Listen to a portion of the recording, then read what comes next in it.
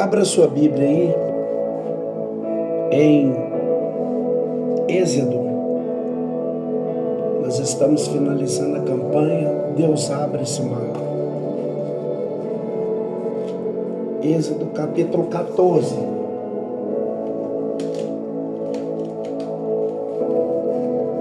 Eu quero orar para que o Senhor venha te dar a compreensão desta palavra. Deus poderoso, aqui está a tua palavra.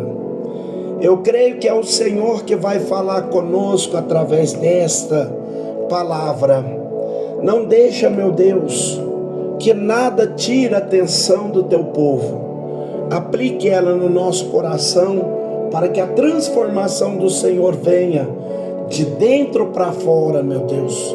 Que nós venhamos, ó Pai, ser transformado. Que essa exposição seja usada pelo Espírito Santo de Deus para encher todos nós de fé, em nome do Senhor Jesus. Êxodo 14 é acerca de uma das passagens mais importantes de toda a Bíblia, que é a travessia do Mar Vermelho do povo de Israel, sob o comando e a orientação de Moisés. É um dos relatos mais marcantes da história bíblica, frequentemente repetida, citada pelo Salmo, pelos profetas, no momento em que Deus se mostra supremo sobre toda a sua criação e separa o seu povo daqueles que não eram o seu povo. O texto é impactante não somente pela grandiosidade, pelo milagre que foi a abertura do mar, mas pelo que revela a natureza de Deus, a sua soberania sobre todas as coisas e também a sua fidelidade em proteger e salvar o seu povo nos momentos e nos tempos de angústia e sofrimento. Na mensagem que nós vamos aplicar nesta noite, eu quero que você entenda como Deus orientou a Moisés a levar o povo saindo do Egito para o caminho do deserto, Era um caminho mais curto, mas que era dominado pelos filisteus, Então o povo chega no momento em que tem que tomar essa decisão e recebe a orientação de seguir no caminho do deserto. Ao fazer isso, os israelitas têm na frente o Mar Vermelho e por detrás a terra do Egito, Ou seja, eles estariam encurralados no deserto, um lugar chamado Pi-Hairode, E nós vemos como Deus livrou o seu povo de uma maneira inusitada, que ninguém esperava Deus abrir o mar para o povo passar. Esse seria o caminho a qual Deus iria usar para libertar o seu povo. Eu quero ler os pontos principais dessa passagem tão conhecida. Primeiro nós vemos o relato do verso 1 até o verso 9, e como o faraó e seus exércitos, ele se arrepende de ter deixado os israelitas sair e partem em perseguição aos seus antigos escravos, verso 1 até o verso 9. O Senhor disse a Moisés: diga aos filhos de Israel que voltem e se acampem em volta de Pi-Hairode, entre Migdol e o mar, diante de Baal-Zephon, em frente desse lugar, junto ao mar, vocês acamparão. Então Faraó dirá a respeito dos filhos de Israel: estamos orientados na terra, presos no deserto. Eu vou endurecer o coração de Faraó para que os persiga, e eu serei glorificado em Faraó e todo o seu exército, e os egípcios saberão que eu sou o Senhor. E eles assim o fizeram. Quando foi anunciado ao rei do Egito que o povo fugia, ele e os seus oficiais mudaram de ideia a respeito do povo.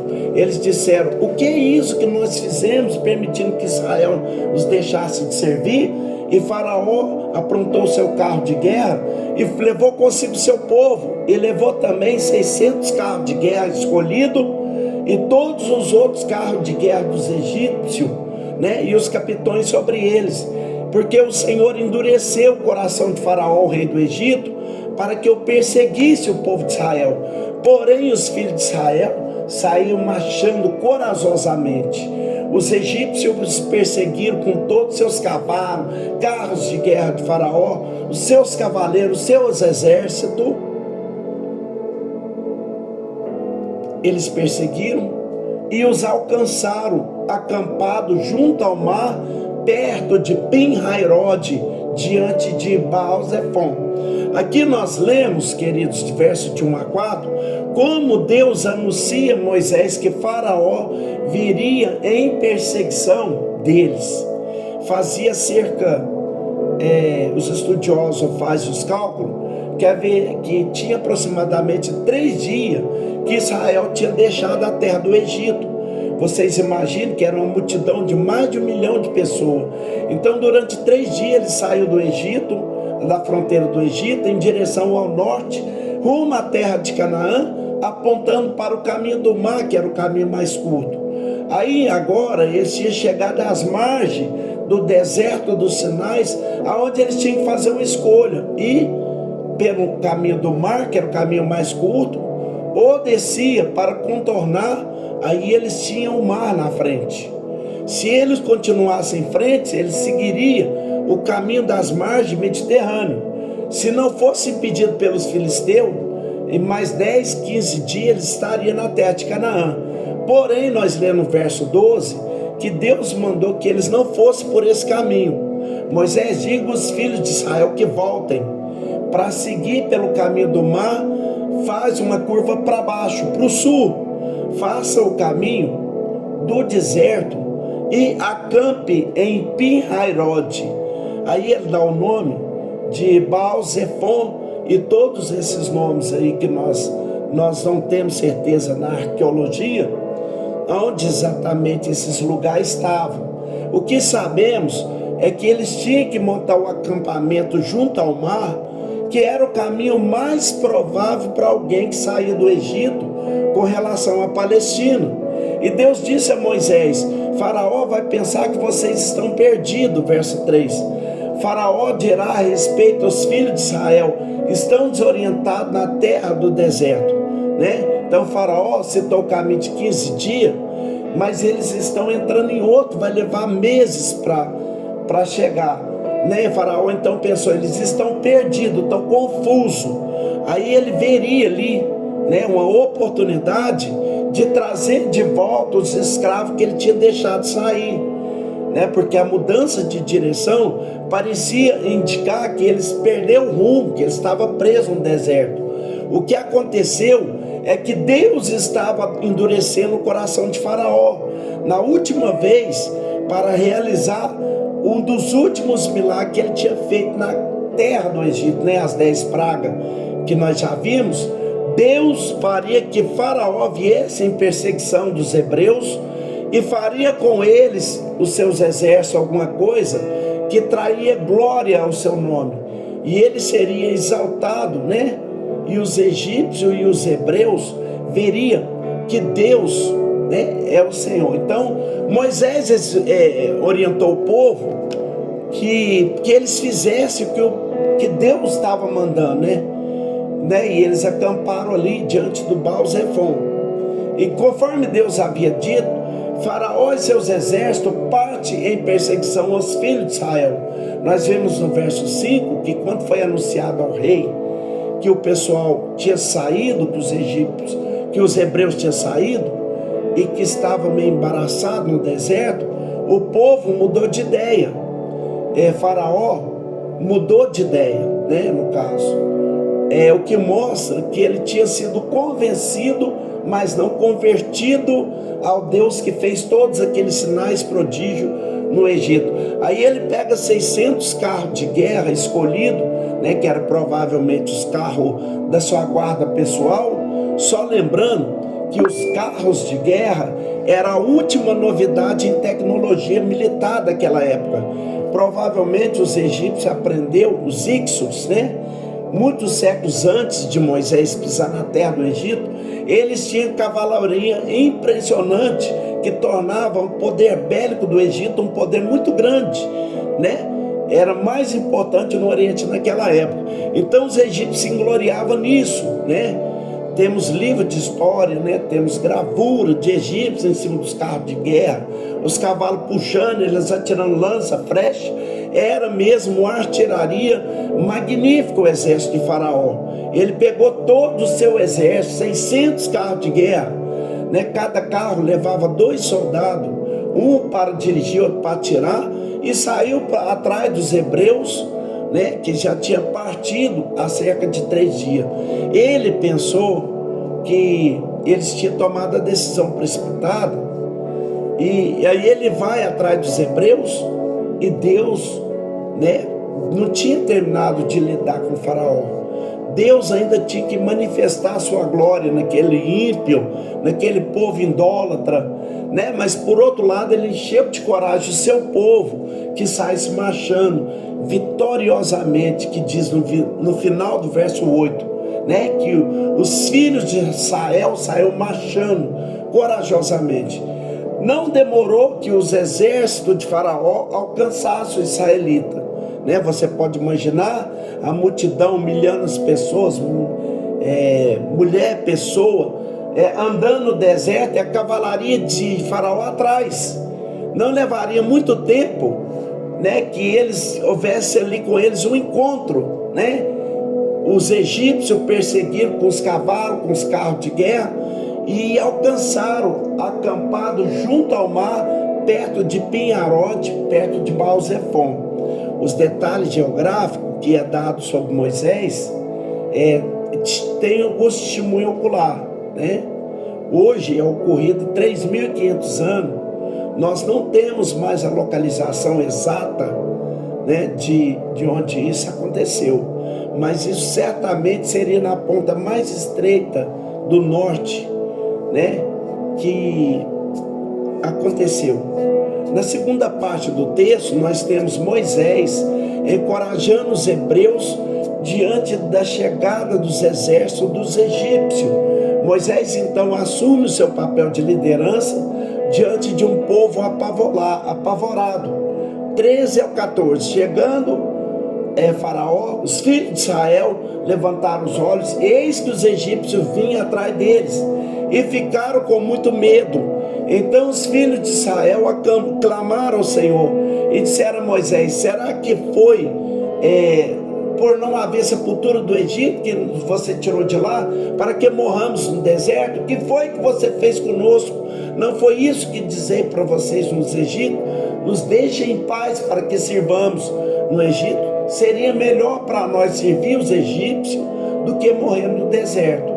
Moisés, porém, respondeu ao povo: não tenham medo, fiquem firmes e veja o livramento que o Senhor nos fará no dia de hoje, porque vocês nunca mais verão esses egípcios que vocês hoje estão vendo. O Senhor lutará por vocês. Fiquem calmos, né? Os israelitas viu a chegada do exército de Faraó, né? E a coragem que eles tinham. Veja o contraste aí no final do verso 8, que eles marcharam fortalecidamente, corajoso, né? E quando eles chegaram na beira do mar, que eles olhou para trás, o exército de Faraó estava chegando, e a coragem se derreteu como água.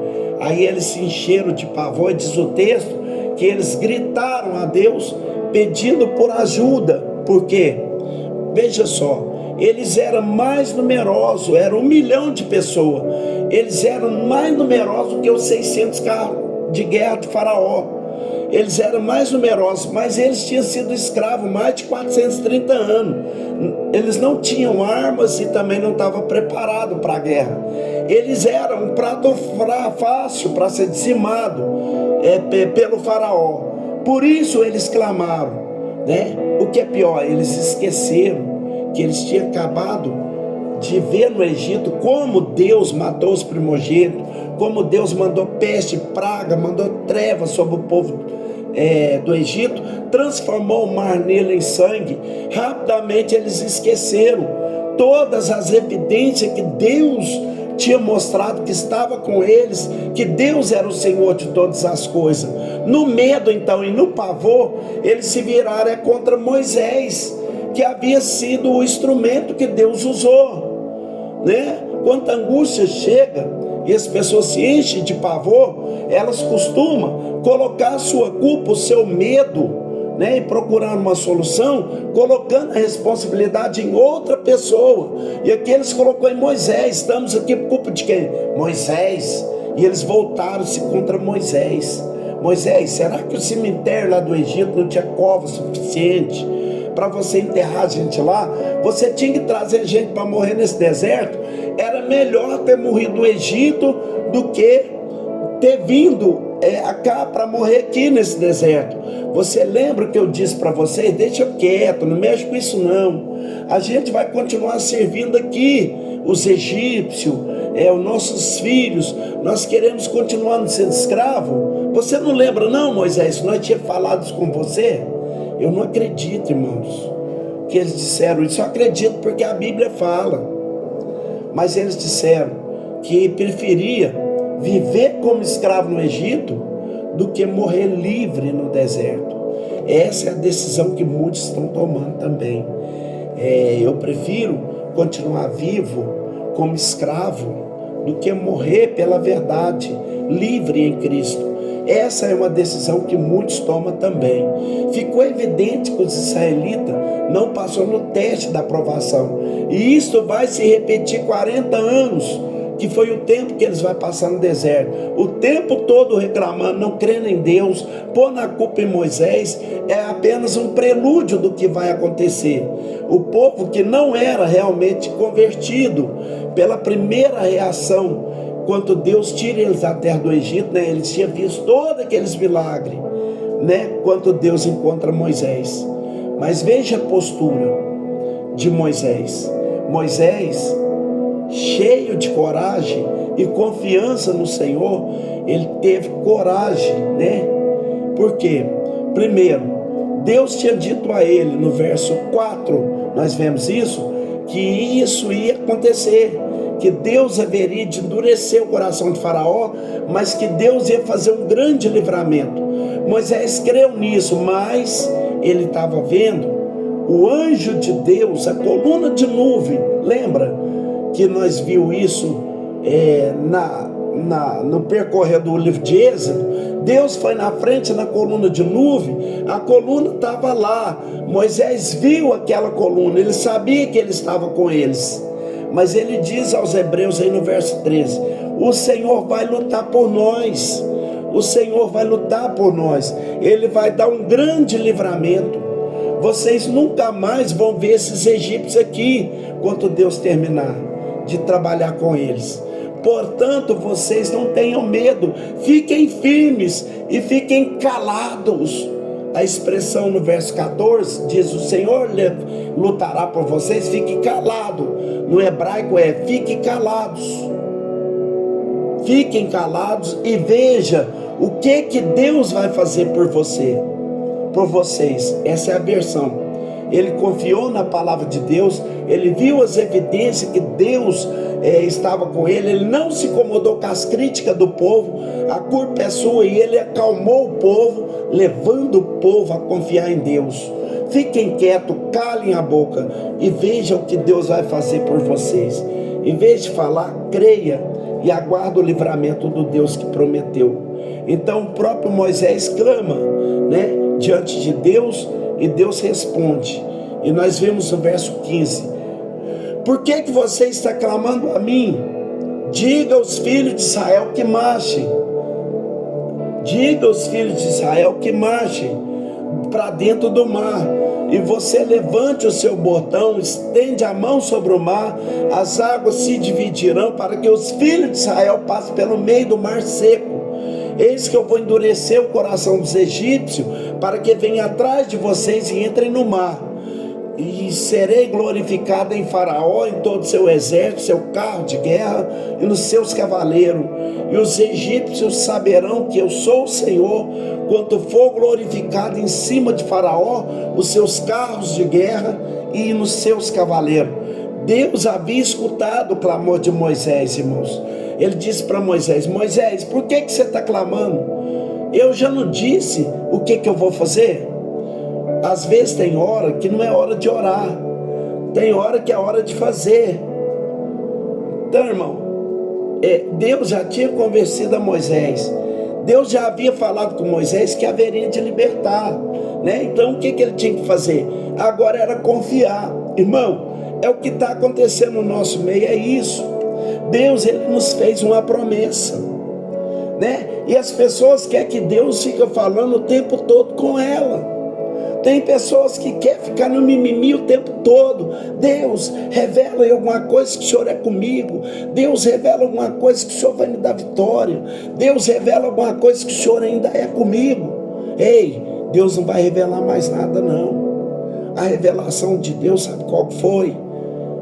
A revelação de Deus foi João 3,16. Deus amou o mundo de tal maneira que deu o seu único filho para todo aquele que nele crê, não pereça, mas tenha vida eterna.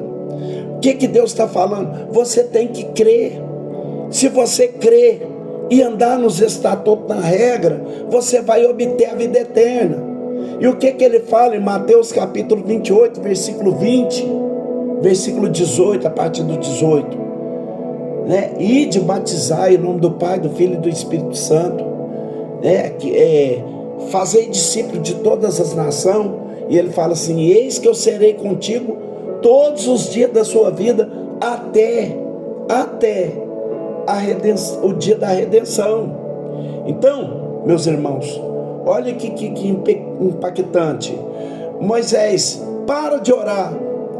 Você tem que dizer para o povo agora que é para eles marchar.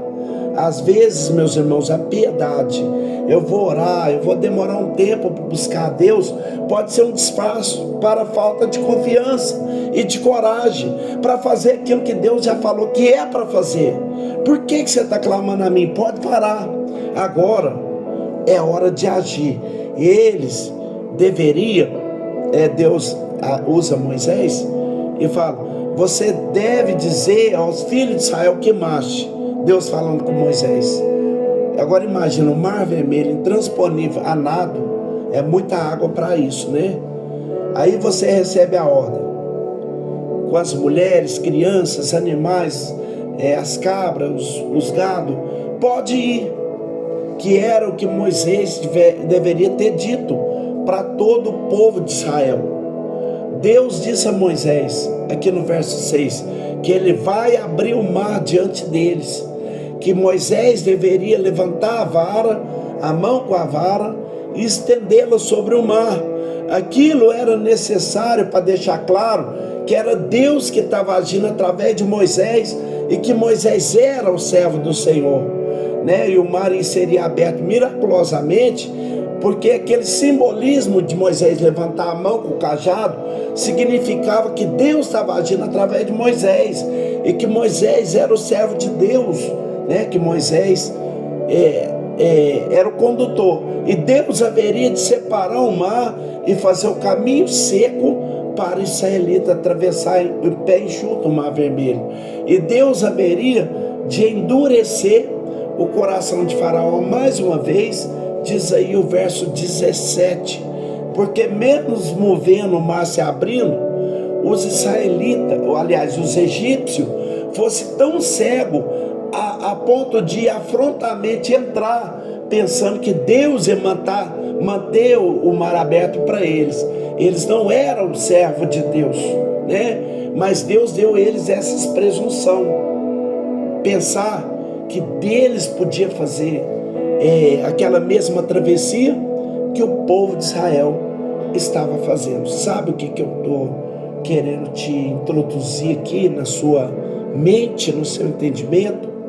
Que Deus, ele vai levar você num ponto que vai chegar uma hora que você vai pensar que Deus não está presente. É tipo quando você está fazendo uma prova na sala de aula. Você está fazendo uma prova na sala de aula, todo mundo fica calado, né? Aquele silêncio, né? E você olha para a sua matéria, né? Talvez faltou um pouco de entendimento para você entender aquilo ali que você está querendo desenrolar, né? Aquele silêncio, né? E você está ali tentando desmecanizar aquela matéria, né? E você está olhando assim, está vendo que está tão difícil aquela prova, porém, você olha lá na frente, o professor está na sala. Ele está na sala, mas ele não pode falar. Por quê?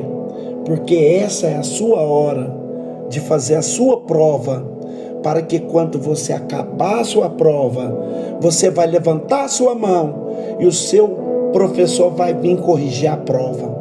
O que tiver correto, você vai ganhar um certo de caneta. O que tiver errado, você vai ganhar um X, né? Então, tem momento nas nossas vidas que Deus, Ele nos ensina como fazer, né? E Ele fica o ano inteiro te ensinando, né? Nós estamos chegando no final do ano. Deus ficou o ano inteiro usando as pessoas aqui para pregar, para falar, para passar um ato de coragem, para passar um ato de fé, para passar um ato de inspiração, para passar um ato de buscar a presença, de ler a palavra, de fazer a vontade de Deus, né? E tem pessoas que ficam assim: oi, que, como, onde, que hora, eu não ouvi. Liga para você depois do culto, como é que é mesmo o negócio lá, o que você falou, o que é. A pessoa fica tão dispersa, que Deus ali está dando para ela uma certificação, para ela dar um certo, para ela acertar na prova, né? Para ela colocar ali na prova dela e ela ganhar um certo do professor. Mas ela está lá: oi, quem, aonde, por quê? Irmãos, é sem comentários isso aqui. Aquele tipo de coisa, eles não perceberam que era Deus que estava lutando a favor de Israel.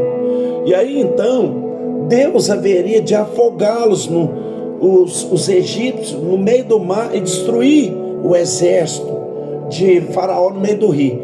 No verso 18, Deus fala o motivo que Deus vai fazer isso. Ele fala: para que eu seja glorificado. Toda a Bíblia diz que Deus faz as coisas para a sua própria glória. Essa é a razão principal para que Deus criou o mundo, que Deus nos fez. Deus escreveu a história da redenção, permitiu a queda do homem. Deus mandou o seu Filho Jesus. Deus realizou esses sinais e prodígios, esses atos miraculosos da história do homem. Deus ressuscitou Jesus dentre os mortos. Deus mandará o seu Filho voltar. Tudo isso tem um objetivo apenas: para Deus mostrar quem que Ele é. Deus tudo faz para a sua glória. E aquele episódio do Mar Vermelho traria glória ao seu nome, mostraria que Deus é o Senhor de toda a criação, que castiga os reis e as nações, e que Ele protege e liberta o seu povo. Essa é a lição que Deus quer nos ensinar na Bíblia toda a sua vida. Deus quer que você aprenda a conhecer a Deus, temer a Deus, amar a Deus e andar nos caminhos de Deus. É por isso que a história bíblica existe, é por isso que Deus interveio na história, é por isso que nós estamos aqui. É isso que você vai ensinar aos seus filhos: serei glorificado nos egípcios, assim diz o Senhor. Aí nós temos o relato extraordinário desse milagre, que está no verso 19 até o verso 22. Então o anjo de Deus, que ia diante do exército de Faraó, se retirou e passou para trás deles, né? Então os hebreus ali diante do mar, a coluna de novo de fogo na frente deles, né? O anjo de Deus na coluna, de repente eles começam, passa por cima e vão lá para trás do povo, lá na retaguarda. Sai da frente e fica na retaguarda. O anjo de Deus passa para trás deles. Também a coluna de nuvem se retirou diante deles e passou para trás, e ia entre o exército dos egípcios e o exército de Israel. A nuvem era escuridão para os egípcios, mas clareava durante a noite, clareava para o povo de Israel. Então Moisés estendeu a mão sobre o mar depois da travessia, e o Senhor, por forte vento leste, soprou por toda aquela noite, fez com que o mar se retirasse, tornando-se terra seca, e as águas foram divididas. Os filhos de Israel entrou pelo meio do mar seco, e as águas foi como uma muralha à direita e na esquerda deles. Todos nós gostaríamos ter vivido aqueles dias para ver um acontecimento desse, né, meus irmãos? Que coisa extraordinária. O anjo de Deus se moveu para trás do exército de Israel.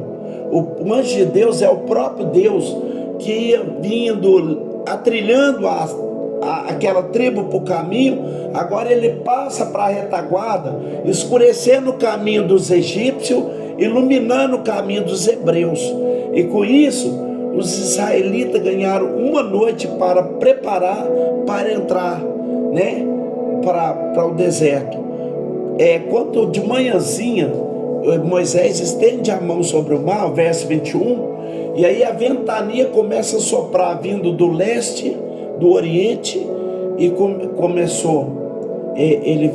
começa a soprar toda aquela noite, o vento soprando, e durante a noite as águas vão se partindo, vai parecendo o fundo do Mar Vermelho, e pela manhã uma estrada seca está no caminho dos israelitas, e eles então entram no meio do mar de pé enxuto. As águas tinham se levantado, formado paredão de cada lado, e o verso 22 fala que eles se atravessam em seco. Certamente Moisés e Arão foram um dos primeiros a colocar o pé. Eles foram na frente como líderes, e logo na seguida a multidão acompanhando eles, né? E isso tudo pela fé. O escritor da carta aos Hebreus, séculos depois, capítulo 11, ele diz assim, do verso 29, pela fé os israelitas atravessaram o Mar Vermelho como terra seca, pela fé. Por que pela fé? Porque quando eles começaram a marchar, estava fechado, né? O vento veio, abriu, e eles entraram pela fé, e Deus, no meio daquele mar, estava como paredão dos dois lados, pela fé. Quer saber também como esse texto é usado no Novo Testamento? O apóstolo Paulo diz que foi o batismo da nação de Israel. 1 Coríntios capítulo 10, o apóstolo Paulo diz: meus irmãos, eu não quero que vocês ignorem que os nossos pais tiveram sobre as nuvens, e todos passaram pelo mar, e todos em Moisés foram batizados, tanto na nuvem quanto no mar. Aquele foi o batismo da nação de Israel. E é interessante, meus irmãos, sem querer puxar a brasa para a sardinha, que foi por dispersão, né? Quem foi batizado, que as crianças também estavam lá, todas elas, todo o povo foi batizado na nuvem, né? Foi só um detalhe, né, que Deus mostrou. O resultado os egípcios morrem afogados, como nós vemos no verso 23 até o 29, terminando essa exposição. Os egípcios perseguiram, entrar atrás deles, todos os cavalos de Faraó, todos seus carros de guerra, seus cavaleiros, até o meio do mar. À vigília da manhã, o Senhor, na coluna de fogo e de nuvem, viu o acampamento dos egípcios e criou o alvoroço no acampamento dos egípcios. Emperrou a roda dos carros dos egípcios, fazendo que andasse com dificuldade. Então os egípcios disseram: vamos fugir da presença de Israel, porque Deus está lutando com eles contra os egípcios.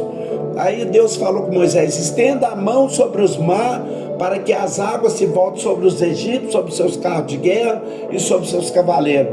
Então Moisés estendeu suas mãos sobre o mar, e o mar, no romper da manhã, tornou a tomar sua força. Os egípcios fugiram de contra ele, e o Senhor jogou os egípcios para dentro do mar. As águas voltou a cobrir os carros de guerra, os cavaleiros de todo o exército de Faraó, e os que haviam seguido no mar, nem ao menos um deles escapou com vida.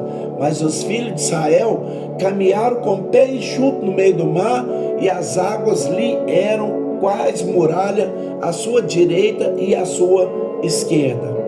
Deus endureceu o coração deles para eles não perceber a armadilha que Deus havia preparado. Eles presumiram que o mar continuaria aberto para eles e entraram afetamente atrás da multidão dos hebreus pelo mar.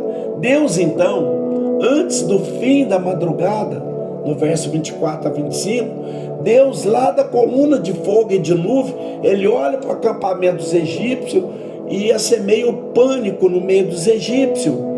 Deus fez com que as rodas dos carros se soltassem e que os carros se atolassem, de maneira que os egípcios não podiam nem ir para frente nem para trás. Por quê? Porque o objetivo era impedir que eles saíssem do meio do mar, porque Deus havia de fechar o mar em cima deles. E as rodas soltaram e eles atolaram, né? Mas eles ficaram como estaca no meio certinho do mar, preso na lama, no fundo do mar. Não podia ir nem para frente nem para trás. Aí eles perceberam tarde demais que estava perseguindo o povo de Deus. Eles gritaram, eles viram, eles perceberam no final do verso 25: vamos fugir da presença de Israel, porque o Senhor está lutando por eles contra os egípcios. Mas aí já era tarde demais. Deus mandou que Moisés estendesse dessa vez a mão com o cajado, e o mar voltou com toda a sua força para o seu módulo original. Engoliu todos os egípcios. Todos eles tentou fugir, mas eles ficou totalmente fulminado. Deus o arrastou para dentro do mar e todos os egípcios morreram dentro do mar vermelho. Nós não sabemos se o faraó morreu. O texto não fala, né? O texto não fala. Mas as outras referências na Bíblia sobre esses episódios sugerem que faraó morreu também, que ele também tinha entrado com seu exército. A dúvida é porque os registros oficiais da história do Egito não tem nada a respeito desse evento.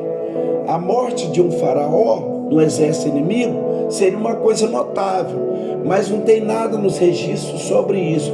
A razão que isso dá é que dificilmente naquela época os oficiais anotariam uma derrota como essa, seria vergonha para o Egito.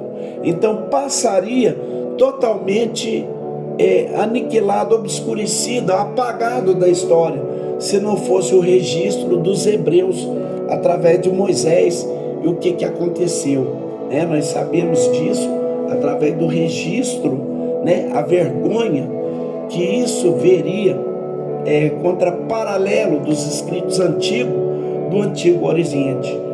Todos morreram afogados, inclusive Faraó, né? Em contraste, os hebreus atravessou o mar até o outro lado com o pé enxuto. O impacto disso no povo de Israel, verso 30 e 31, assim o Senhor livrou Israel naquele dia da mão dos egípcios. Israel viu os egípcios mortos na praia do mar, provavelmente do lado de cá, né, depois de atravessar. Mas o mar trouxe os cadáveres dos egípcios boiando até a margem, né? E Israel via os egípcios mortos na praia do mar. E o Senhor mostrou para Israel o grande poder que Deus usou para fulminar os egípcios. E eles confiaram então no Senhor e em Moisés. Então aqui você tem uma das passagens mais usadas para nós explicar os milagres, né? Porque os milagres existem para autenticar, né? Os milagres foram usados na história bíblica para autenticar a vida do servo de Deus, né? Moisés confiou em Deus, né? Porque aqui era autorizar a liderança de Moisés diante do povo de Deus. Mas agora eu quero partir para algumas aplicações. Quando nós lemos esse texto, essa história aqui, o que esse texto demanda entre nós? O que está pedindo de nós quando nós lemos esse texto? Primeiro, que nós creiamos na realidade, na historicidade dos relatos bíblicos, de milagres e de sobrenatural.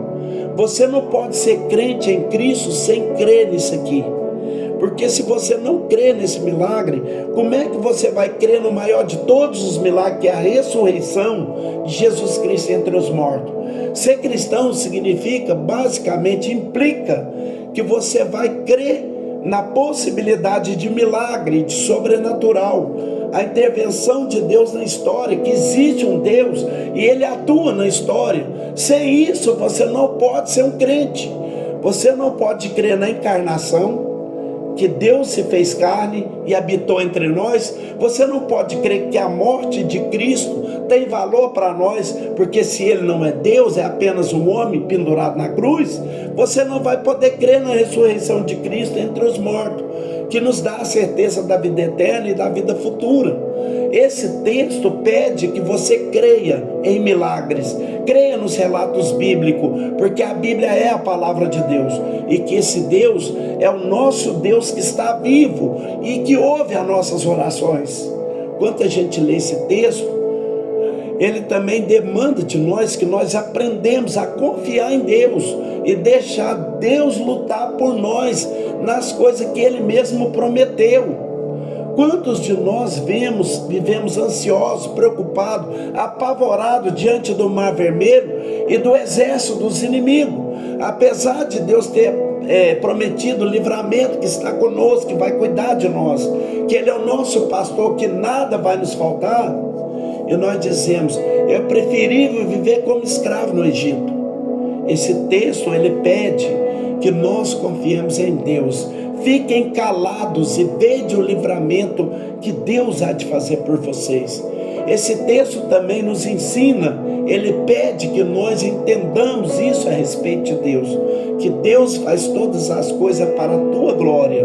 Eu não sei se você está doente, que você está passando problema financeiro, não sei o que você tem, um sofrimento na sua vida, eu não sei se você está com filho na dificuldade, problemas ocupais que demandam todo o seu tempo, né? Mas eu sei de uma coisa: tudo coopera para o bem daqueles que amam a Deus, mesmo que nós não entendemos, que nós não percebemos que Deus está fazendo, mas nós temos que crer e marchar, porque Ele está dizendo: por que você está clamando a mim? Você sabe que eu sou justo, verdadeiro e bom, e tudo faço para a minha glória. Mais fácil, o que eu faço é o correto, e você verá o livramento.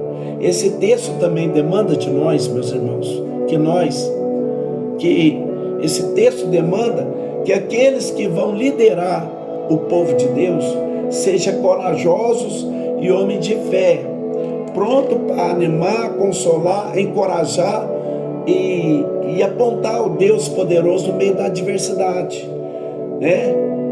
E o que se requer de líderes da igreja? Isso aqui que Moisés fez.